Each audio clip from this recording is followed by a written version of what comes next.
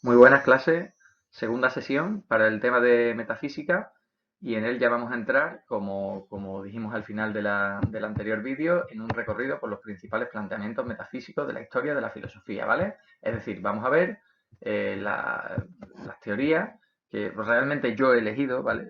Porque teorías metafísicas hay muchas, pero nos llevaría más de un curso académico de instituto verlas todas y tampoco es el objetivo de la asignatura en primero de bachillerato, sino digamos que el objetivo más bien de la materia es dar pinceladas para, bueno, para que tengáis contacto con las distintas áreas de la filosofía, ¿vale?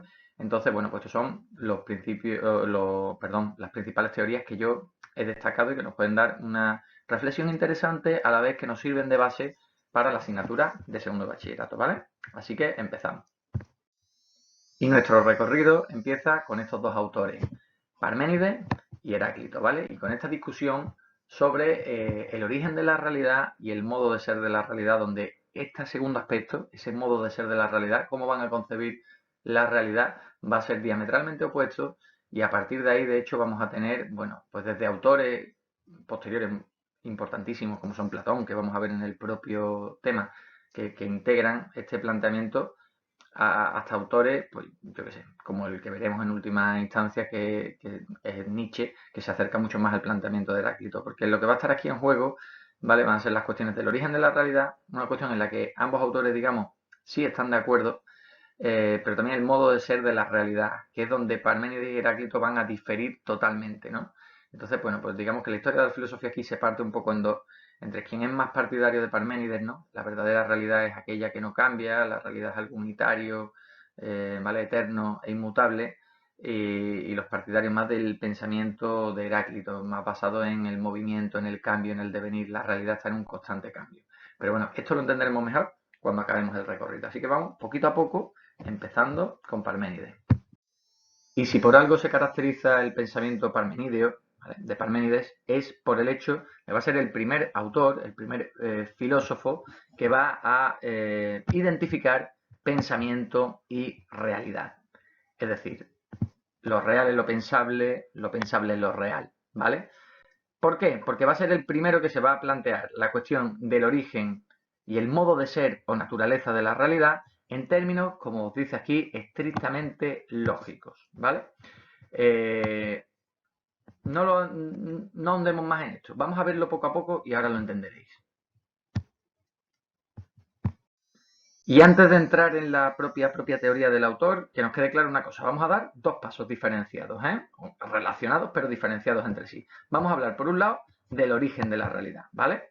Básicamente aquí la pregunta a contestar es, ¿tuvo la realidad un principio o ha existido desde siempre? ¿Vale? Una vez que tengamos eso resuelto, nos pasaremos a esta segunda pregunta, en la que nos preguntaremos por el modo de ser de la realidad, es decir, esa realidad de la que ya conoceremos su origen, ¿cómo es? ¿Vale? O cómo se puede definir. ¿Es la realidad tal y como la percibimos o hay algo más? Pues bien, para contestar a estas dos preguntas, ¿vale? Parménides va a partir de dos principios sencillos, tan sencillos que uno cuando los lee dice, pues vaya cosa que nos está diciendo, ¿no? Porque esos dos principios lógicos de los que va a partir son los siguientes. El ser es y el no ser no es. ¿Vale? Quedémonos con eso y veamos ahora qué significa eso de ser y qué significa eso de no ser. Parménides va a entender por el ser aquello que existe, ¿vale? Hablamos del ser, es la existencia primigenia, ¿vale? Lo que existe. Y el no ser será la nada, ¿vale? Así nos ha dicho, recordemos antes, que el ser, lo que existe, es. Es decir, lo que es, ¿vale? Y lo que no es, pues no es. Es decir, lo que no es nada, es la no existencia, ¿vale? Y volvamos ahora a las preguntas que nos queríamos plantear, ¿vale? Empezando por la del origen de la realidad. Si nos preguntamos por esa cuestión del origen de la realidad, a través de los conceptos que tenemos, lo que tenemos son dos opciones, nos dirá Parménides. La primera de ellas, o bien de la nada originaria, es decir, de ese no ser originario, ¿no? Esa nada que aquí lo tengo representada con esta nebulosa primera, ¿no? Es decir, o bien no había una nada en un principio de la cual emergió en algún momento o en algún punto el ser, o bien ha habido ser desde siempre. Es decir, no es que hubiese una nada primigenia, sino que ese ser del que hablamos es eterno y ha existido desde siempre. Y Parménides nos dirá que solo la segunda opción es viable. ¿Por qué? Porque si el no ser, como hemos dicho, es la no existencia, es la nada, ¿cómo es posible que de una nada originaria haya brotado algo? Haya brotado algo que es. Si el no ser precisamente se caracteriza por no ser, pues no puede haber ser en la nada, ¿no? Por lo tanto, el ser debe ser eterno. Esto entendía Parménides, ¿no? Es decir, el ser de la realidad ha existido desde siempre, no ha tenido un punto originario, no hubo un punto de creación desde la nada en la que emergió todo esto, sino que el ser de la realidad es eterno, ¿vale? Eso es lo que significa eterno. Eterno no es... A veces me he dado cuenta que muchos alumnos confunden el concepto eterno por inmortal. Lo inmortal es lo que no muere. Lo eterno no es solo lo que no va a morir en el tiempo, sino también aquello que no nació, es decir, aquello que ha existido desde siempre y que no tuvo un principio, ¿vale? Lo que nos dice Parménides, por tanto, es que la realidad, el ser de la realidad, es eterno. Y vista ya la cuestión del origen de la realidad, que hemos visto que la respuesta es precisamente que no existe un origen de la realidad, porque la realidad ha sido, es decir, el ser ha sido desde siempre, no pudo venir desde una nada, desde un no ser originario. Pasemos ahora a la cuestión del modo de ser de la realidad, que se va a atar o va a seguir atada a la misma dialéctica de Parménides, ¿vale? Y aquí nos defenderá algo que nos va a costar un poquito más entender, ¿vale? Porque aquí lo que nos dice Parménides es que del mismo modo que del no ser originario no se podía pasar al ser, como dijimos, pues del ser no se puede transitar al no ser. Básicamente porque se sigue cumpliendo la misma lógica. Hemos dicho que el ser se caracteriza por ser, el ser es, y el no ser se caracteriza por no ser, el no ser no es. Por lo tanto, si el ser es, no puede dejar de ser. Por tanto, el modo de ser de la realidad es que ese ser es algo estático e inmutable y que por lo tanto el cambio como tal es ilusorio o falso o aparente. Y esto nos va a costar un poquito más entenderlo, ¿verdad? Porque sí que vemos el cambio y el movimiento en la realidad. Expliquemos esto un poquito más. Vale, ¿qué es lo que nos está diciendo Parménides con esto? ¿Vale? Lo que nos está diciendo Parménides con esto es que al final, al fin de cuentas, el tránsito de dejar de ser, es decir, lo que estamos hablando ahora es que en el modo de ser de la realidad no se puede dar un tránsito del ser, al no ser. Eso impide, por lo tanto, explicar todo cambio, degeneración o movimiento. ¿Por qué?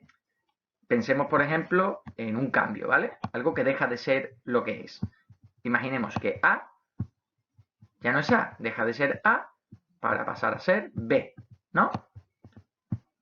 Claro, esto, nos dice Parménides, implica lo siguiente, que A sea algo, partimos del ser,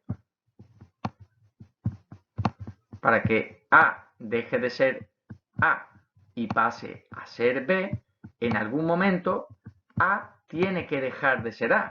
Por lo tanto, A debería transitar por el no ser, ¿no? Es decir, de ser algo debería dejar de ser aquello que es para pasar a ser otra cosa. Pero claro, esto implicaría que el ser no fuese. Y ya hemos dicho desde el principio que el ser se caracteriza por ser y el no ser se caracteriza por no ser. Por lo tanto, es imposible. Todo cambio o movimiento será visto por Parménides como una ficción o ilusión. A nuestros ojos humanos, sin someterlo al juicio de la razón, sí que vemos el cambio, el movimiento, ¿vale? Pero esto no es más que una ficción. Vamos a seguir ahondando en esto un poquito más. Y es que, claro, hay una cuestión en vida, digamos, que nos hace toparnos directamente con el no ser, con el dejar de ser, como es la cuestión de la muerte, ¿no? La muerte no es acaso justamente la pérdida del ser, es decir, somos, existimos hasta el momento de nuestra muerte, en el que dejamos de ser. Nos está diciendo Parménides que la muerte es algo irreal, es algo ficticio, es algo que no existe, que no se da. Parece esto, como os digo, contraintuitivo, es decir, va contra la propia intuición humana, porque nos está diciendo algo que no es como vemos el funcionamiento del mundo. Pero claro, ¿qué nos quiere decir Parménides con esto? Ya lo hemos hablado, ¿no? Es decir, todo cambio, toda transformación implicaría ser una cosa, dejar de ser esa cosa y pasar a ser otra cosa. Parménides lo tacha de ficticio, de falso, de aparente, porque el ser no puede no ser. El ser se caracteriza por ser, el no ser se caracteriza por no ser, por lo tanto el tránsito de pasar de ser una cosa, dejar de ser esa cosa para ser otra, es vista, como hemos dicho antes, como una ilusión, ¿vale? ¿Cómo lo explicamos entonces? La experiencia de la muerte, la experiencia de los cambios, la experiencia del movimiento, no solo de la muerte, sino el propio nacimiento. El propio nacimiento no sería también que alguien no exista, ¿no? Para que en un momento dado nazca y ya pase a existir. Lo que nos dirá Parménides es difícil de entender, ¿vale? Pero yo intento explicarlo siempre de este modo. Imaginémonos el ser como una gran esfera, ¿no? Como una gran esfera. Esa esfera contiene todo lo que existe, es decir, toda la realidad, ¿vale? La realidad entera estaría dentro de aquello de lo que Parménides llama ser, ¿no?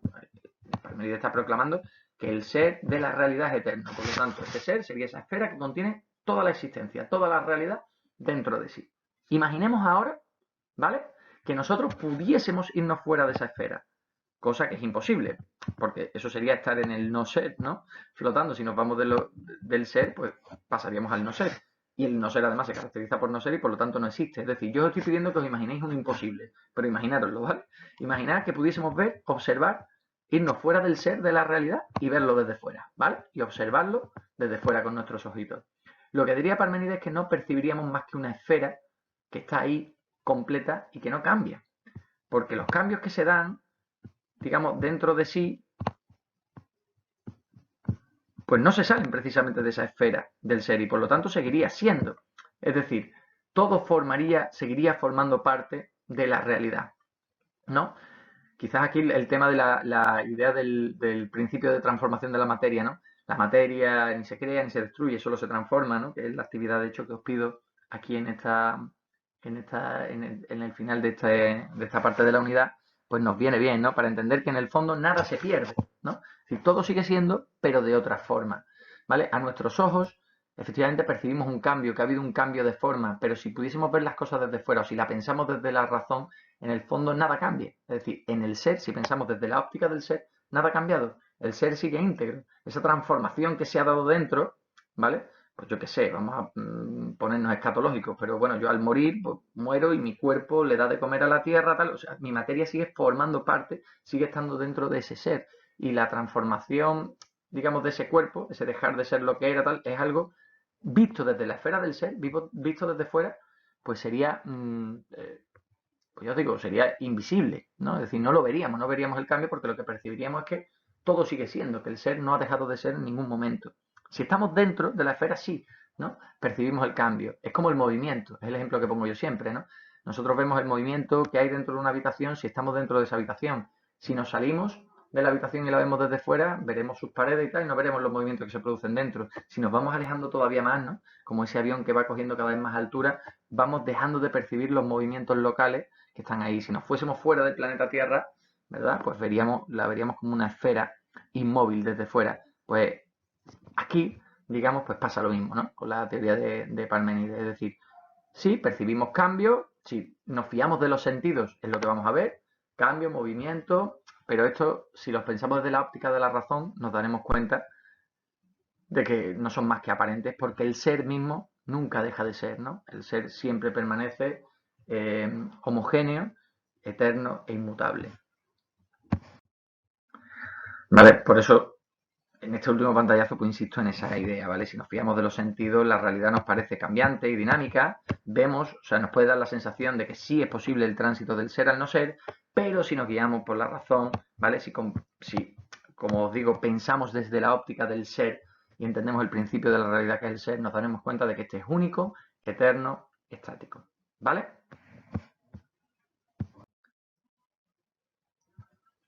Como último pantallazo me gusta mucho esta frase del propio Parménides, ¿no? Que nos ha llegado hasta nuestros tiempos y que yo creo que resume a la perfección su pensamiento, ¿no?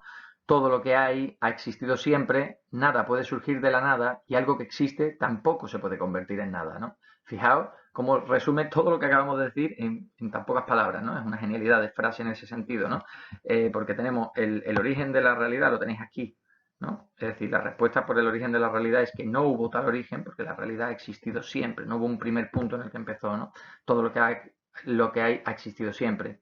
Y luego añade, nada puede surgir de la nada, bueno, esto es un complemento a lo que acabamos de decir, pero esto es a partir de aquí realmente, ¿no?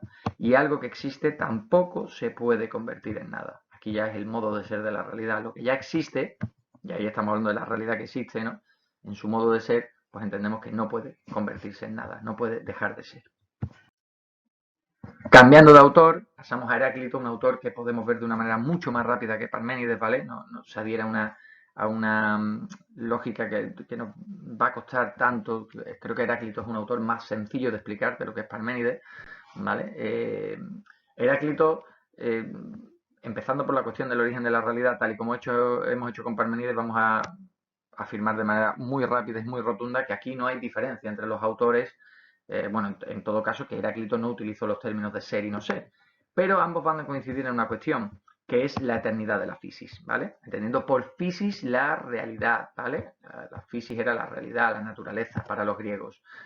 Ambos, como hemos visto, Parménides sostenía que el ser es desde el principio de los tiempos, y Heráclito nos va a decir también que todo cuanto es ha existido siempre. Aquí tenéis una cita del propio Heráclito que lo demuestra, ¿no? Dice, este mundo, que es el mismo para todos, no lo hizo ninguno de los dioses ni ninguno de los hombres, sino que siempre fue, es y será, ¿vale? Eso es eternidad, ¿verdad? Siempre fue en el pasado, es en el momento actual y será en el futuro. Fuego vivo que se enciende según medida y se apaga según medida. Sin embargo, en la cuestión del modo de ser de la realidad, Heráclito sí nos va a plantear una postura radicalmente opuesta a la de Parménides, ¿vale? Porque donde Parménides concebía que la realidad, el verdadero ser, es en el fondo inmutable, no cambia y todo cambio es aparente, es ficcional, Heráclito nos va a decir que la realidad está sometida siempre a un constante cambio. El término clave aquí es devenir, ¿no? El devenir es el constante fluir sin detenerse jamás, ¿vale? Del cambio y el movimiento de las cosas. Para Heráclito es evidente que si observamos la naturaleza, todo cuanto existe tiene su opuesto, o por lo menos esas fuerzas, digamos, originarias de la naturaleza encuentran su opuesto, ¿no? Los fríos, el frío, el calor, lo seco, lo húmedo, el caos, el orden, cualquier fuerza, ¿no? de la naturaleza tiene su opuesto. Y de hecho, si uno dejase de existir, el otro también, ¿no? ¿Cómo podría existir el frío sin el calor? ¿Cómo podría existir el concepto de lo seco, ¿no? Si no existe el concepto de lo húmedo? Eh, ¿A cuento de qué? Podría haber orden si no existiese la posibilidad del caos. Es decir, la existencia de los opuestos está ligada unas a otras. Estos son como las dos caras de una moneda, ¿no? Tienen que darse. La moneda no puede quedarse con una de sus dos caras, ¿no? Dejaría de ser lo que es. En la realidad pasa exactamente igual, ¿no? No me gusta traducirlo solo a lo que nosotros sintamos o experimentemos, porque esto parece que hace depender la existencia de las cuestiones reales del propio ser humano. Pero bueno, entiéndase, ¿vale? Para que entendamos la idea de Heráclito, si nos puede servir este ejemplo que tenéis aquí, ¿no? ¿Acaso sentiríamos frío o calor si no experimentásemos la sensación contraria? Es decir, ¿sería para nosotros real una cosa si no existiese la otra? No, directamente es que no podríamos tener tal experiencia y para nosotros, o sea, no tendríamos percepción de la temperatura, siquiera, porque sería algo que no apreciaríamos, ¿no? Imaginemos que siempre estuviésemos en equilibrio con el entorno y no experimentásemos ni frío ni calor. Directamente, para nosotros no existiría, no el frío o el calor, es que no existiría la temperatura como tal. No sería algo medible para nosotros porque ni siquiera percibiríamos su existencia, ¿no? Por lo tanto, de lo que existe, tenemos conciencia por la existencia de su opuesto, ¿no? Podemos entender, bueno, pues que existe la muerte pues porque estamos vivos y porque existe la vida, ¿no? Es decir, a cada fuerza natural, como podemos ver, le encontramos su opuesto, porque precisamente la realidad es el constante fluir de un opuesto a otro, porque la realidad no se detiene, está siempre fluyendo. Esto es lo que nos decía, de hecho, Heráclito con su teoría, ¿no? Que esos contrarios están constantemente en esa fluctuación, enfrentándose unos a otros e imponiéndose parcialmente, ¿vale? Es decir, nunca de una manera definitiva unos sobre los otros, ¿vale? Vemos como al día le sucede la noche, a la lluvia el periodo de sequía, al calor veraniego el frío otoñal, y así constantemente, ¿no? Es decir, la realidad se mantiene en ese equilibrio precisamente que se da gracias a la lucha de opuestos en las que ninguno de ellos derrota completamente al otro, sino solo parcialmente, temporalmente, ¿vale? Y en ese fluir, en ese equilibrio se mantiene la realidad constantemente, ¿vale? El ser de la realidad, por lo tanto, no es estático, ¿no? Y y único, como nos decía Parménides, sino que Heráclito nos dirá que es múltiple, la realidad es múltiple, tiene mucha variedad, no hay un único principio como era el ser parmenidio, sino que la realidad se compone de una multitud de cosas, ¿no? Y todo está sometido al dinamismo y al cambio. Heráclito propuso, de hecho, o sea, el fuego como principio de todas las cosas, ¿vale? Pero claro, no porque todas las cosas estuviesen constituidas como tal, como fuego, sino aquí Heráclito va a tirar realmente de una metáfora, ¿no? Él va a entender que realmente lo que caracteriza a la realidad, el principio de la realidad, lo va a llamar el logos, ¿no? Esa razón de ser, porque pese a que hay una lucha de contrario constante y un fluir constante, hay también un orden en la realidad que podemos llegar a comprender, ¿vale? Un orden racional, ¿vale? Os recuerdo que logos en griego era razón, también podía significar palabra, pero ya vimos en el primer tema aquello del paso del mito al logos, ¿no? Al saber racional. Bueno, pues Heráclito va a proponer ese logos y metafóricamente va a decir que ese logos es fuego vivo. ¿Por qué hablaba del fuego? Porque el fuego, si os fijáis, es de los 4 elementos el más dinámico, ¿verdad? El que necesita, si no avivamos la llama del fuego, si no alimentamos ese fuego con más madera, con algún tipo de combustible, el fuego se extinguiría, se apagaría. Entonces es un principio, digamos, muy dinámico, ¿vale? Y por lo tanto, era para él la metáfora perfecta, ¿no? De ese logos, ¿no? Pero hay que entender que por lo tanto, hay una razón que gobierna y que por lo tanto ese constante cambio de las cosas no implica que Heráclito concibiese la realidad como un caos, ¿no? Sino que al final también sí que pensaba que había que era un todo ordenado y que había un orden que subyacía a esa constante lucha de contrarios. Así que, como vemos, las concepciones metafísicas de Parménides y Heráclito van a ser radicalmente opuestas, ¿vale? Mientras que para Parménides la verdadera realidad es el ser, que es fijo, estático, ¿vale? Para Heráclito la realidad es en esencia dinámica y cambiante. A partir de aquí, bueno, pues los filósofos, digamos que se dividieron, ¿no? Entre estas posturas. Platón, de hecho, las va a acercar las dos y vamos a ver en su teoría dualista cómo él integra en su planteamiento tanto las ideas de Parménides como la del propio Heráclito, ¿vale?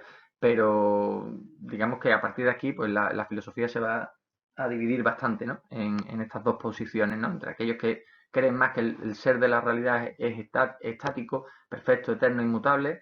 Muchos, de hecho, van a concebir esa figura de lo eterno que lo ha creado y a partir de la que surge todo lo demás en Dios, precisamente, ¿vale? Mientras que otros filósofos, como pueden ser Nietzsche, se van a acercar mucho más a la concepción de Heráclito, ¿no? De la realidad sometida siempre a un constante cambio y a un puro devenir.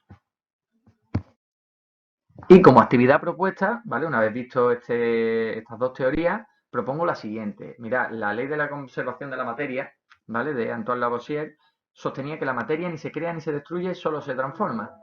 Y esta afirmación, pues nos permite hacer una actividad muy interesante, que sería analizar cómo interpretarían esta afirmación tanto Parménides como Heráclito, ¿vale? Y ahí lo dejo para que hagáis una reflexión al respecto. Y aquí lo dejamos. Chao, chao.